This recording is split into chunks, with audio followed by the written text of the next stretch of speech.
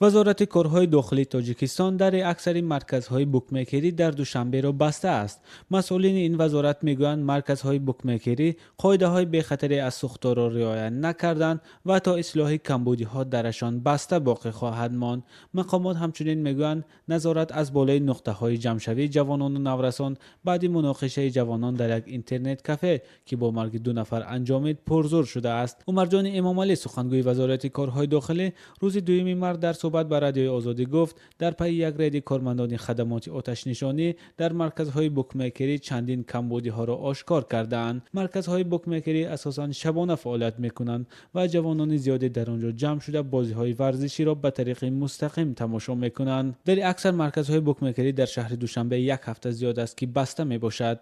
مسئولین مرکزها نخواستند در این باره صحبت کنند، تنها پشت درشان نوشتند که موقتا فعالیت خود را قطع کردند، اما نه همه جوانان طرفدار بستن در این مرکزها می باشند. از جمله سنت الله حسنوف، یک مشتری این مرکزها میگوید با دوستانش در وقتهای خالی به این مکانها می آمدند تا هم فوتبال تماشا کنند و هم برای پیشگویی نتیجه های بازی تیم دوست داشته‌اش مبلغ گذارد یا قمار بازی کنند. کیفیت دارد نه پروسا کمان دیده بله چکم فاناتی بسیار فاناتی ریال مادرید هستم بسیارتر انا همین کمان ریال مادرید ستافکا میخونم بعد وقتی میشه ما میسوزه کارت ما بعد وقتی میشه ما میبرم. کارشناسان میگویند در یک سال اخیر مرکزهای بوکمیکری و اینترنت کافه ها مکان تجمع جوانان شده است. محمود شاه کبیرов روانشناس تاجیک گفت حالا در نزد او جوان از درد گرفتار شدن به بازی های بوکمیکری تبابت میگیرد. این روانشناس تاجیک تاکید میکند که مشکلی های اجتماعی جامعه جوانان تاجیک را به سوی مرکزهای بوکمیکری میکشد.